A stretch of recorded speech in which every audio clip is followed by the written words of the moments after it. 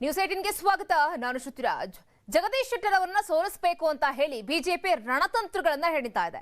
ಶೆಟ್ಟರ್ ಕ್ಷೇತ್ರದಲ್ಲಿ ನಟ ಸುದೀಪ್ ಅವರು ಭರ್ಜರಿ ಕ್ಯಾಂಪೇನ್ ಅನ್ನು ನಡೆಸುತ್ತಾರೆ. ಮಹೇಶ್ ತೆಂಗಿನಕಾಯಿ ಪರವಾಗಿ ಕಿಚ್ಚ ಸುದೀಪ್ ಇವತ್ತು ಪ್ರಚಾರದ ಅಖಾಡಕ್ಕೆ ಧುಮುಕ್ಲಿಕ್ಕೆ ಸಜ್ಜಾಗಿದ್ದಾರೆ. ಶೆಟ್ಟರ್ ಅವರನ್ನ ಶತಾಯಗತಾಯ ಸೋಲಿಸಲೇಬೇಕು ಅನ್ನೋದು ಬಿಜೆಪಿಯವರ ಟಾರ್ಗೆಟ್ ಆಗಿದೆ. ಆ ಹಿನ್ನೆಲೆಯಲ್ಲಿ ಶೆಟ್ಟರ್ ಅವರ ವಿರುದ್ಧವಾಗಿ ಬಿಜೆಪಿಯ ಅಭ್ಯರ್ಥಿಯಾಗಿರುವಂತಹ ತೆಂಗಿನಕಾಯಿ ಪರವಾಗಿ ಬಿಜೆಪಿ ಪಾಳಿಯ ಬಹಳ ದೊಡ್ಡ ಮಟ್ಟದಲ್ಲಿ ಸರ್ಕಸ್ ಅನ್ನ ಮಾಡ್ತಾ ಇದೆ.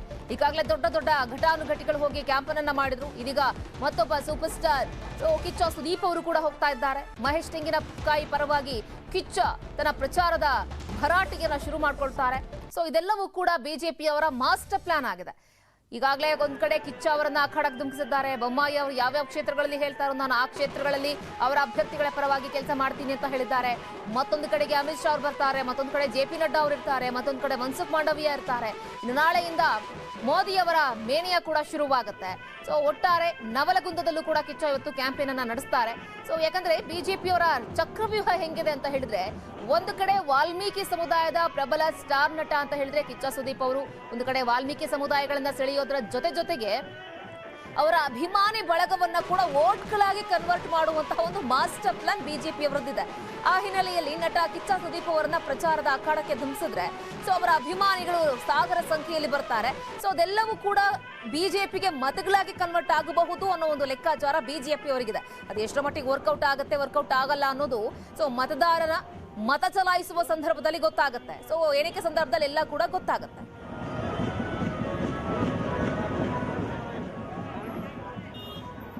ಮನೆ ಬಗ್ಗೆ ಮತ್ತಷ್ಟು ಮಾಹಿತಿಯನ್ನು ಕೊಡ್ತಾ ಇದ್ದಾರೆ ಪ್ರತಿನಿಧಿ ಶಿವರಾಮ್ ಮಸುಂಡಿ ನೇರ ಸಂಪರ್ಕದಲ್ಲಿ ಜಾಯ್ನ್ ಆಗ್ತಾ ಇದ್ದಾರೆ.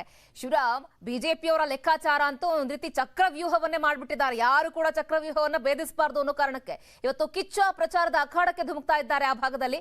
ಸೊ ಹೆಚ್ಚಿನ ಅಪ್ಡೇಟ್ಸ್ ಏನಿದೆ, ಅವರ ಶೆಡ್ಯೂಲ್ ಯಾವ ರೀತಿಯಾಗಿ ಪ್ಲಾನ್ ಆಗಿದೆ, ಎಷ್ಟೊತ್ತಿಗೆ ಬರ್ತಾರೆ ಕಿಚ್ಚ ಸುದೀಪ್, ಎಷ್ಟೊತ್ತವರೆಗೂ ಪ್ರಚಾರವನ್ನ ಮಾಡ್ತಾರಲ್ಲಿ?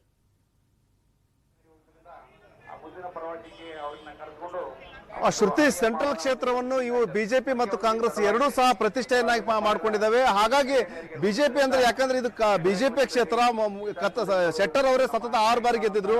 ಹಾಗಾಗಿ ಅವ್ರನ್ನ ಏನು ಅವ್ರು ಪಕ್ಷಾಂತರಗೊಂಡಿರೋದ್ರಲ್ಲಿ ಅವ್ರನ್ನ ಸೋಲಿಸಲೇಬೇಕನ್ನೋ ಒಂದು ಪಣ ತೊಟ್ಟಿರೋ ಹಿನ್ನೆಲೆಯಲ್ಲಿ ಬಿಜೆಪಿ ಏನಂದ್ರೆ ಘಟಾನುಘಟಿ ನಾಯಕರ ಪ್ರಚಾರ ಆರಂಭಿಸಿದೆ. ಜೊತೆಗೆ ಫಿಲ್ಮ್ ಸ್ಟಾರ್ಗಳು ಸಹ ಕರ್ಕೊಂಡ್ಬಂದು ಪ್ರಚಾರ ಮಾಡಿಸುವಂತ ಕೆಲಸ ಮಾಡ್ತಾ ಇದೆ. ಈಗ ನಾವು ಕೆಲವೇ ಕ್ಷಣಗಳಲ್ಲಿ ಕಿಚ್ಚ ಸುದೀಪ್ ಅವರು ಬರ್ತಾ ಇದ್ದಾರೆ. ಈಗ ನೋಡ್ತಾ ಇರ್ಬೋದು, ಇಲ್ಲೇನು ತೋರಿಸ್ತಾ ಇದ್ದೀನಿ, ಸಾಕಷ್ಟು ಜನ ಇಲ್ಲಿ ಜಮಾವಣೆಗೊಂಡಿದ್ದಾರೆ. 100 ಜನ ಬಿಜೆಪಿ ಕಾರ್ಯಕರ್ತರು ಜಮಾವಣೆಗೊಂಡು ಕಿಚ್ಚ ಸುದೀಪ್ಗಾಗಿ ಕಾಯ್ತಾ ಇದ್ದಾರೆ.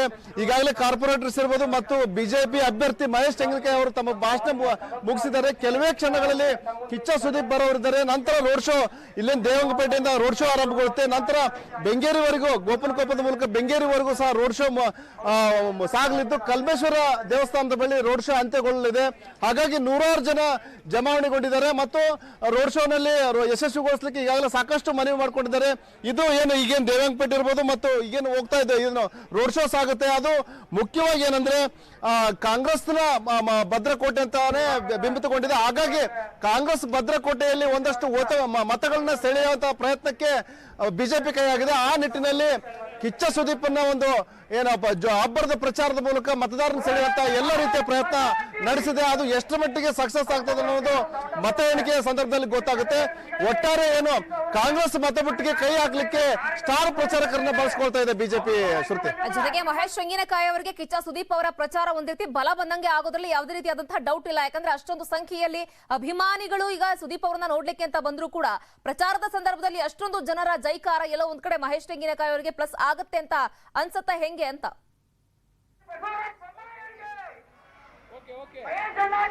ಖಂಡಿತ ಶ್ರುತಿ, ಯಾಕಂದ್ರೆ ಏನು ಮಹೇಶ್ ತೆಂಗಿನಕಾಯಿ ಅಂದ್ರೆ ಈಗ ಲೆಕ್ಕಾಚಾರ ಅದೇ ಇದೆ. ಯಾಕಂದ್ರೆ ಈಗ ಒಂದು ಸ್ಟಾರ್ ಪ್ರಚಾರಕರು, ಒಂದು ಅವ್ರ ಸಮುದಾಯ, ಸ್ಟಾರ್ ಪ್ರಚಾರಕರು ಯಾವ ಸಮುದಾಯಕ್ಕೆ ಸೇರಿದವರು ಅನ್ನೋದು ಒಂದಾಗ್ತದೆ. ಜೊತೆಗೆ ಅವರ ಅಭಿಮಾನಿಗಳು ಯಾರು ಇದ್ದಾರೆ ಅವರೆಲ್ಲವೂ ಸಹ ಖಂಡಿತ ಬಿಜೆಪಿಗೆ ವೋಟ್ ಹಾಕ್ತಾರೆ ಅನ್ನೋ ಒಂದು ಲೆಕ್ಕಾಚಾರ ಇದೆ. ಹಾಗಾಗಿ ಮಹೇಶ್ ತೆಂಗಿನಕಾಯಿ, ಬಿಜೆಪಿ ಅಭ್ಯರ್ಥಿ ಮಹೇಶ್ ತೆಂಗಿನಕಾಯಿಗೆ ಒಂದಷ್ಟು ಬಲ ಬಂದೇ ಬರ್ತದೆ. ಆ ನಿಟ್ಟಿನಲ್ಲಿನೇ ರೋಡ್ ಶೋ ಮಾಡೋ ಮೂಲಕ ಒಂದು ಬಿಜೆಪಿ ಪ್ರಯತ್ನ ಮಾಡ್ತಾ ಇದೆ. ಜೊತೆಗೆ ಬರೀ ಇದೊಂದೇ ಅಲ್ಲ, ನಾಳೆ ಇನ್ನೂ ಎಷ್ಟು ಬಹಿರಂಗ ಪ್ರಚಾರಕ್ಕೆ ಇನ್ನೂ ಏನು ಸಾಕಷ್ಟು ಕಾಲಾವಕಾಶ ಇದೆ.